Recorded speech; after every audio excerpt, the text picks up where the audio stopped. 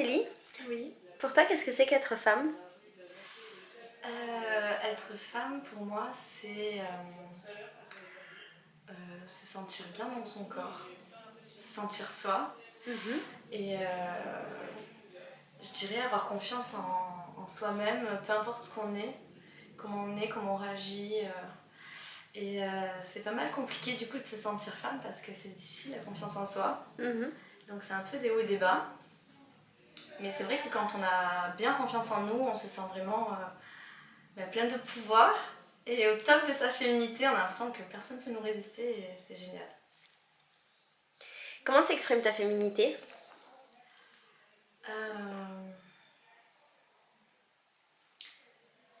Spontanément. Je sais pas, ça va dépendre de mon état d'esprit du moment. Si j'ai envie d'être super naturelle et que je me sens bien comme ça à ce moment-là, voilà, je vais me sentir super bien. Et je vais me sentir séduisante comme ça. Et si j'ai envie d'être super coquette et tout, de me maquiller à outrance, et moi aussi. Comme par exemple mettre plein de paillettes sur tes yeux? Voilà, exactement. Quelle est la partie de ton corps que tu aimes le plus et pourquoi? Ah, c'est difficile comme question. C'est difficile, surtout qu'en plus, chez moi, c'est un peu paradoxal. C'est un peu la partie, je sais pas si je l'aime le plus, mais peut-être celle où je suis le plus fière, entre guillemets. Et en même temps, celle qui m'énerve le plus parce qu'on me fait le plus de réflexions dessus. Donc je dirais que c'est mes fesses. Et à la fois, je suis contente d'avoir des fesses parce qu'effectivement, ça me donne.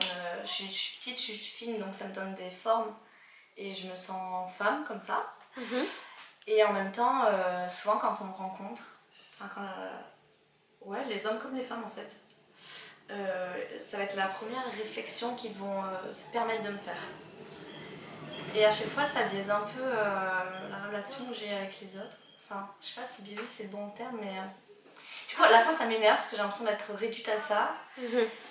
Et je sais plus si du coup je vais plaire pour mes fesses ou si c'est mon visage qui va être quand même intéressant. Surtout dans le moment où j'ai pas confiance en moi, du coup je me dis en fait ma tête on s'en fout, il n'y a que mon cul quoi. Et en même temps, des fois je l'aime bien et j'en joue. Et voilà, mais c'est un peu une bataille en moi-même. Voilà. À quel moment tu penses que tu es devenue femme? Si tu l'es devenue. Je sais pas si je le suis devenue, j'ai l'impression que je suis justement en construction de femme, d'être femme. Et d'ailleurs c'est pour ça que j'ai pris ce chemin du voyage aussi pour au bout me trouver en tant que femme. Mais sinon, c'est plein de petites étapes au fur et à mesure des années qui m'ont marquée. Je pourrais pas te dire, parce que peut-être c'est la réponse à laquelle on s'attend, que je me suis sentie femme le jour où j'ai eu ma première relation sexuelle par exemple. Je suis pas sûre. Ou alors je m'en souviens pas, ou peut-être c'était une première étape.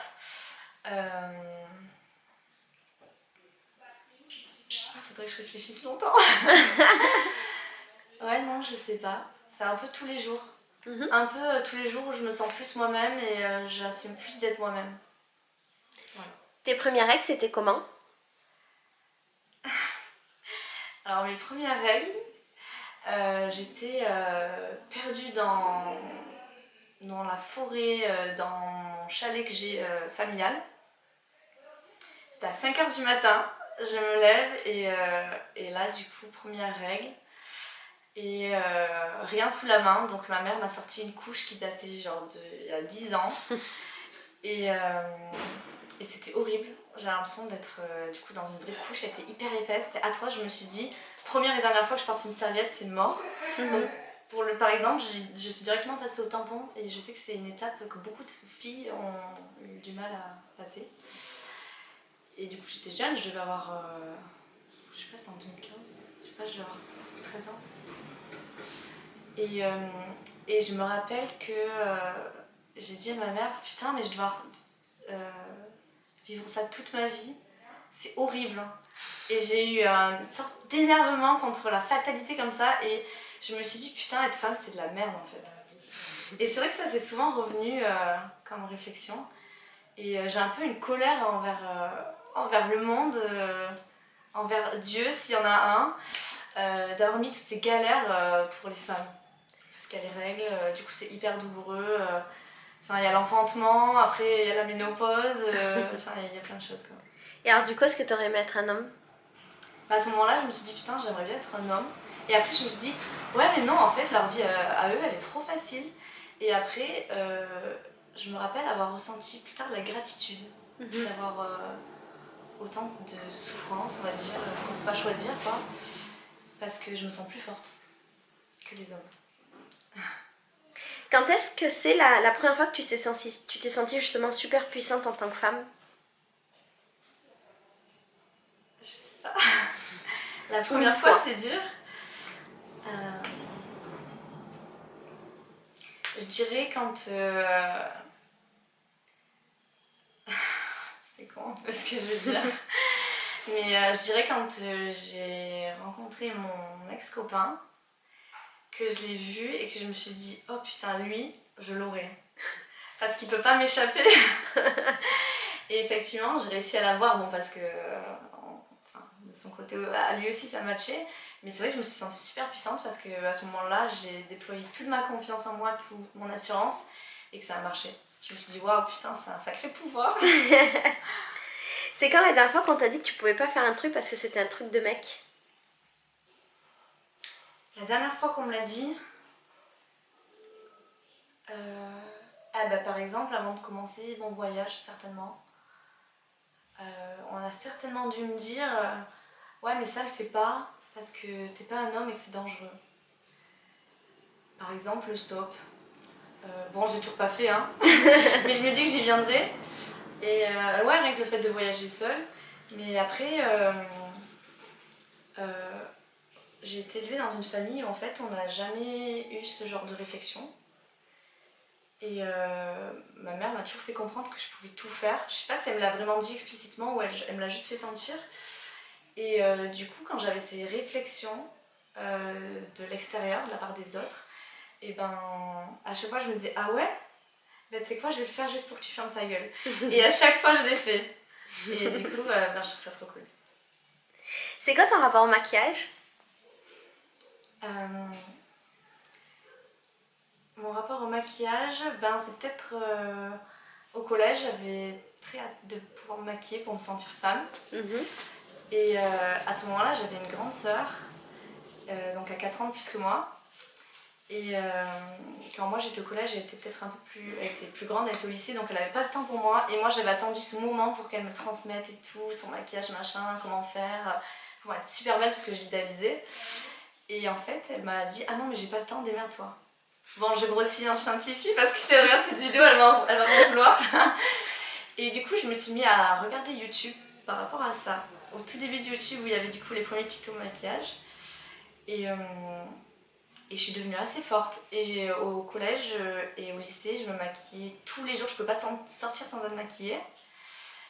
Et voilà, et j'avais des compliments et tout, et ça me faisait plaisir. Je me disais, ah super, mon domaine de prédilection. Et au final, petit à petit, j'ai abandonné ça parce que justement, je me sentais. Enfin, ça m'a peut-être permis. Ça a fait peut-être une période de transition pour me trouver et me sentir moi. Et une fois que j'ai compris qui j'étais, je me suis sentie plus belle sans maquillage. Et c'est vrai que maintenant, je me maquille très très peu. Et ce qui est drôle, c'est que du coup, ben, maintenant, c'est ma soeur qui vient me voir pour qu'on échange des conseils. Et ça s'est un peu retourné et tout. Et voilà, et on repartage dessus. C'est sympa. C'est cool. Est-ce que tu penses que devenir mère, ça rend plus femme? Non, je pense pas. Je me suis souvent posé la question si j'avais envie d'être mère.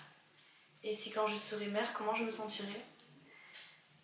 Et alors c'est certainement totalement faux, enfin c'est très personnel je pense, mais j'ai l'impression que pour ma part je me sens plus femme sans enfant, parce qu'on dirait que quand on a des enfants on perd quelque chose, mais on est moins femme, on est mère, je sais pas trop comment l'expliquer, mais on s'oublie, on se met un peu en retrait.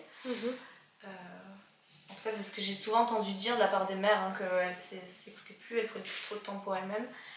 Et c'est pas un truc que j'ai envie d'abandonner de sitôt, donc je pense que j'aurai des enfants très tard. Et, euh, et puis aussi le rapport à la sexualité, du coup, avec son mari. Je suis certainement trop jeune pour savoir vraiment comment ça se passe, mais j'ai l'impression que du coup, il y a quelque chose qui se perd. Pour l'instant, j'ai vraiment envie de rester femme avec mon homme, voilà, m'éclater, d'être un couple et pas d'être une maman et plus une personne. Voilà. Dans quel vêtement tu te sens le plus femme? Euh,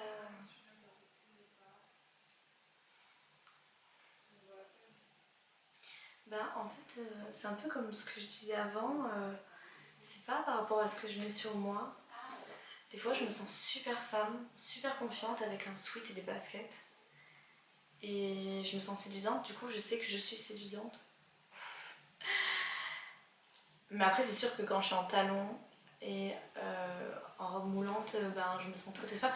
Mais justement, je me sens un peu over sexualisée et ça me gêne un peu. D'où te Ouais. vient ta force? Euh, Certainement du fait que très jeune, je me suis dit que j'allais arrêter d'attendre les autres pour faire des choses avec moi. Et du coup, j'étais très autonome. J'ai commencé à me forcer à sortir, à me forcer à aller au cinéma toute seule, parce que j'avais l'impression de passer à côté des moments sinon, voilà, d'expériences que je voulais faire. Et aussi le fait de me dire que toutes les choses où on me disait que je pouvais pas le faire, j'allais le faire, justement pour démentir. Et ça m'a rendue assez forte. Parce que maintenant j'ai l'impression que je peux faire tout ce que je veux. Quelle est la femme qui t'inspire dans la vie? Ou les femmes qui t'inspirent? Je pense que c'est assez classique. C'est ma mère. Euh, c'est ma grande sœur aussi. Parce que c'est les premiers modèles féminins qu'on a. Et puis c'est des femmes que je rencontre et que je trouve belles de la façon dont elles rayonnent et comment elles sont, comment elles s'assument. Voilà. Est-ce que tu as déjà eu des sentiments ambigus pour une autre femme? Mon Dieu, cette vidéo est publique. Des sentiments, non. Mais de l'attirance, oui. Oui, carrément, ouais. Ressentir. Ouais, être réceptive à une sensualité comme ça que dégager une femme. Ouais, totalement. Est-ce que tu penses que ton corps est politique? Ah, c'était question dure. Sans y avoir réfléchi avant. Hein. Ouais, mon corps, ouais, il est politique, ouais. Parce que tant qu'on instrumentalise les femmes et qu'on s'en sert pour faire passer des messages, ouais, c'est politique. Mais en fait, tout est plus ou moins politique si on en fait un symbole, donc voilà. Quel est ton rapport à la nudité? Est-ce que tu te sens à l'aise de montrer ton corps? Oui. Oui. Alors je vis avec toi, donc je peux confirmer. Que je me balade tout le temps toute nue. Et oui, quand je suis... En fait, aussi, j'ai pas été élevée avec ce truc de être nue, faut le cacher. J'ai une mère qui est puéricultrice et qui est dans la psychologie, voilà, infantile, féminine, nana, qui réfléchit beaucoup à tout ça. Et du coup, elle a fait sauter peut-être plein de barrières. Et j'ai jamais eu l'impression que, c'était... Enfin, pour moi, un corps, c'est un corps, on est 7, 8 milliards, je sais pas, et on a tous le même corps, enfin, c'est pas grave, quoi. Il faut arrêter de sacraliser et d'en faire une montagne. Une fois qu'on a vu un cube, c'est un cube à quelque chose près, le dessin, c'est pareil. Et justement, ça rend le rapport au corps hyper sain. Et le rapport à la sexualité hyper sain aussi. Quel type d'amoureuse tu es? Voilà. Je pense que je suis super exigeante, que je suis super chiante. Et je pense que pour l'instant, je veux plus être une amoureuse parce que... Comment dire? En fait, j'ai compris que tant qu'on ne s'aimait pas entièrement soi-même, on ne pouvait pas aimer les autres. Et du coup, j'ai fait beaucoup souffrir, je pense. Parce que j'ai beaucoup de choses à régler avec moi-même, voilà. Et je suis une amoureuse très très compliquée. Très torturée et tout ça. C'est quand la dernière fois que tu t'es sentie vulnérable en tant que femme?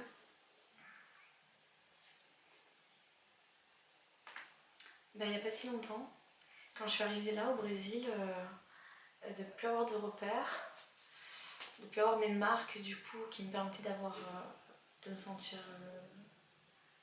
confiante, j'ai eu une grosse baisse de confiance en moi et hyper rapidement je me suis vachement fermée, vachement inhibée pendant quelques jours. Et puis après je me suis dit non mais putain je peux pas et tout, il faut que je me force à contrer ça. Donc petit à petit c'est bien, je me sens beaucoup mieux maintenant, c'est revenu. Mais voilà, on va dire que c'est la dernière fois où je me sens un petit peu bien.